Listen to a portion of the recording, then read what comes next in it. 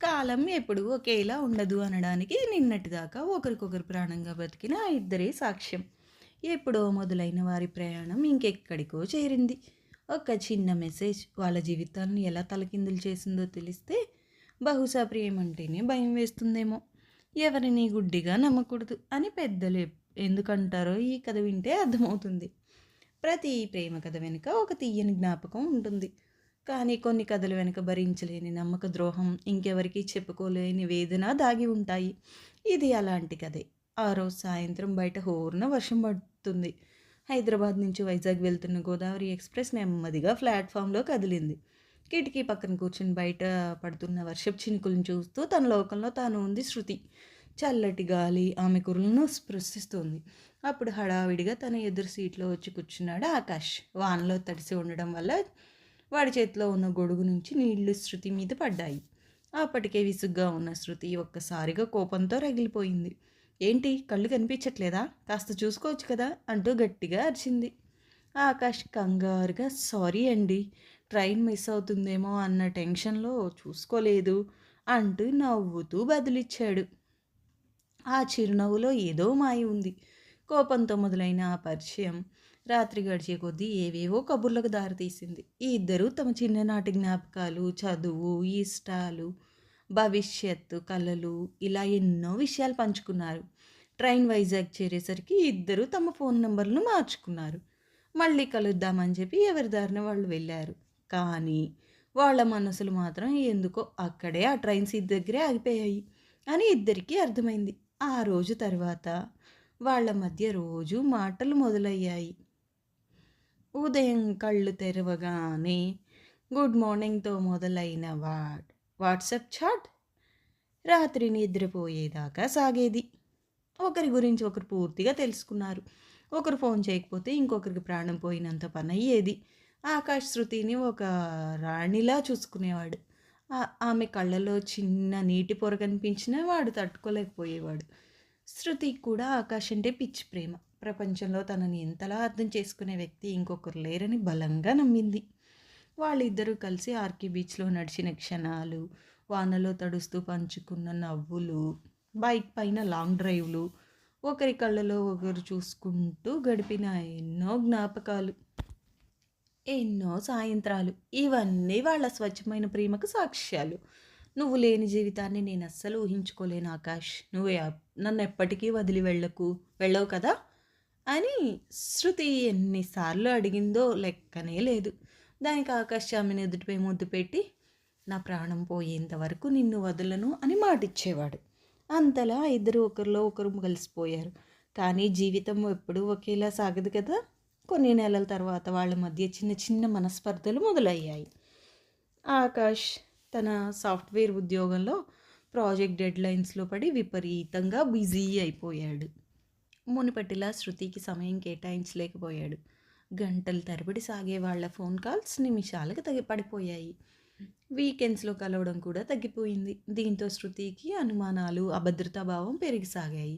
నువ్వు పూర్తిగా మారిపోయావు, నా కోసం నీకు కనీసం 5 నిమిషాలు టైం లేదు, నేను నీకు బోర్ కొట్టేశానా అంటూ శృతి ప్రతిరోజు గొడవ పెట్టడం మొదలుపెట్టింది. నా పరిస్థితి అర్థం చేసుకో, ఆఫీస్లో ప్రెషర్ ఎక్కువగా ఉంది అని ఆకాష్ సర్ది చెప్పడానికి ప్రయత్నించిన ఆ కోపంలో ఆమెకు ఏమీ వినిపించేది కాదు.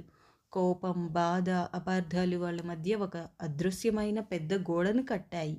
కొన్నిసార్లు 2-3 రోజుల తరబడి మాట్లాడుకునేవాళ్ళు కాదు. ఆ సమయంలో శృతి పడిన మానసిక క్షోభ వర్ణనాతీతం. రాత్రంతా ఒంటరిగా దిండులో ముఖం పెట్టుకుని ఏడుస్తూ గడిపిన రోజులు ఎన్నో. మళ్ళీ ఆకాష్ వచ్చే పదే పదే బతిమిలాడటం, తనదే తప్పు అని క్షమాపణలు అడగడం, ఇద్దరూ కన్నీళ్లతో ఒక్కటవ్వడం జరిగేది. అలా ఎన్నోసార్లు విడిపోయి మళ్ళీ కలుసుకున్నారు. ప్రేమ ఎంత బలంగా ఉంటుందో అందులో పుట్టే కోపం కూడా అంతే భయంకరంగా ఉంటుంది. ఇద్దరు ఈ ఎమోషనల్ రోలర్ కోస్టర్లో ప్రయాణిస్తూనే ఉన్నారు. అలాంటి ఒక్క కష్ట సమయంలోనే వాళ్ళిద్దరూ ఒకరోజు సాయంత్రం తమకిష్టమైన కాఫీ షాప్లో కలిశారు. ఈసారి గతంలో జరిగిన అన్ని గొడవలన్నీ పక్కన పెట్టి ప్రశాంతంగా మాట్లాడుకుని తమ బంధాన్ని మళ్ళీ కొత్తగా మొదలుపెట్టాలని ఇద్దరూ అనుకున్నారు. ఆకాష్ చాలా సంతోషంగా ఉన్నాడు. శృతి 2 చేతులను తన చేతుల్లోకి తీసుకొని కళ్ళల్లోకి చూస్తూ, ఐయామ్ సారీ శృతి. ఇక నుండి మన మధ్య ఎలాంటి గొడవలు రావు. నీకోసం ఎంతైనా ఇస్తాను. ఐ ప్రామిస్ అని ఎంతో ప్రేమగా చెప్తున్నాడు. ఆ మాటలకి శృతి కళ్ళలో బాష్పాలు తిరిగాయి. మనసులో ఉన్న భారమంతా ఒక్కసారిగా దిగిపోయినట్లు అనిపించింది.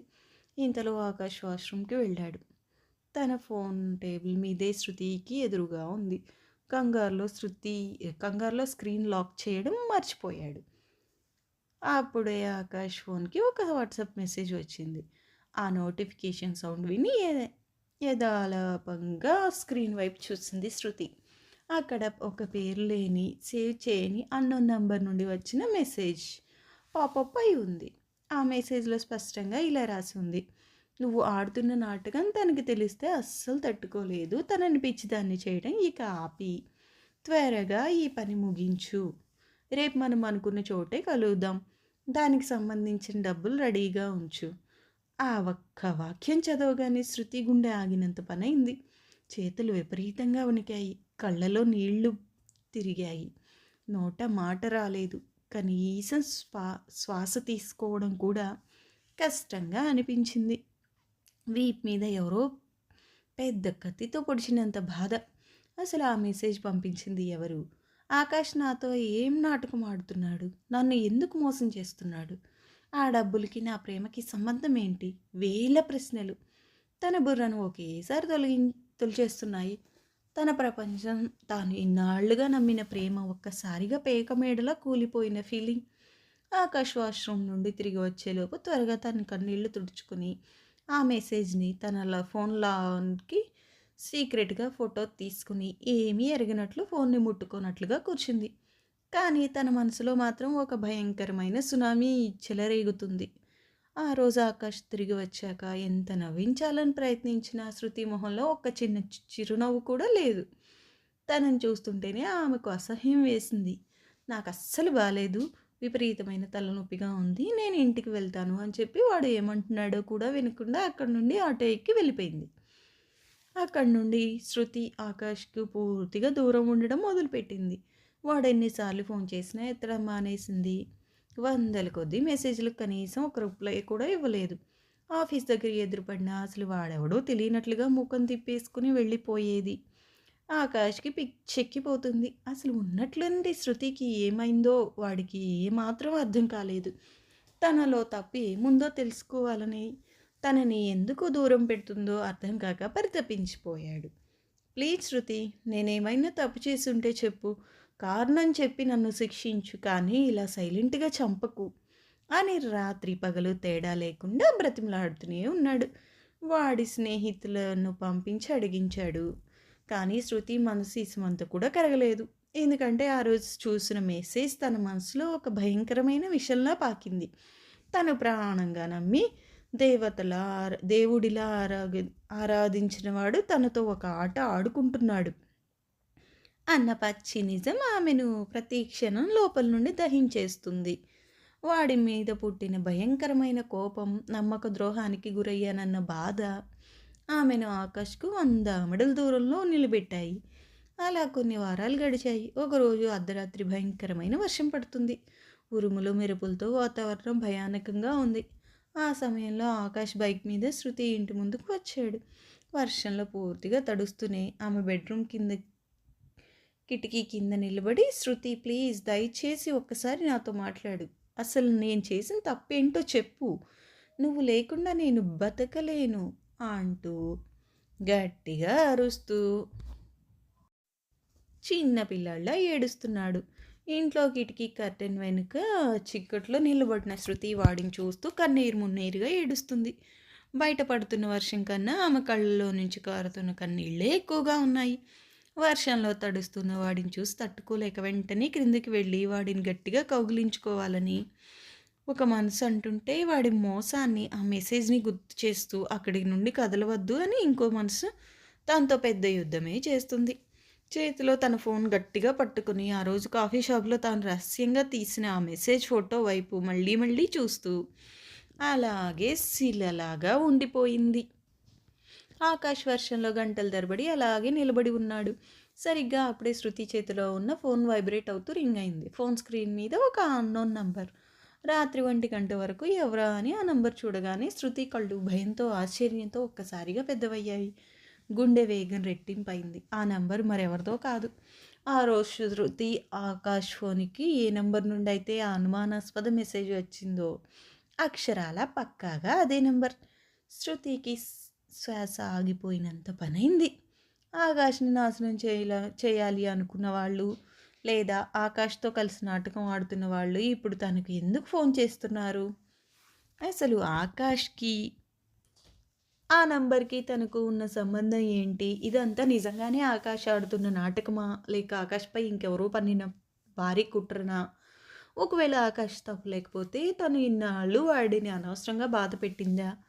ఫోన్ ఆగకుండా రింగ్ అవుతూనే ఉంది. శృతి వణుకుతున్న చేతులతో గుండె గుబగుబలాడుతున్నంతగా నెమ్మదిగా కాల్ లిఫ్ట్ చేసి గొంతు పెగిల్చుకుని హలో అంది. అవతలి వైపు నుండి వినిపించిన ఆ గొంతు, ఆ మాటలు వినగానే శృతి కళ్ళలో భయం మరింత పెరిగింది. చేతిలో నుండి ఫోన్ జారి కింద పడింది. కళ్ళు చీకట్లు కమ్మాయి. అవతలి వ్యక్తి చెప్పిన ఆ మాట ఏంటి? అసలు ఆకాష్ రూపమేంటి? వర్షంలో ఏడుస్తున్న ఆకాష్‌కి ఫోన్ చేసిన వ్యక్తికి మధ్య ఉన్న రహస్యమేంటి? ఆ చీకటి రాత్రిలో వర్షపు శబ్దం తప్ప ఇంకే సమాధానం లేదు.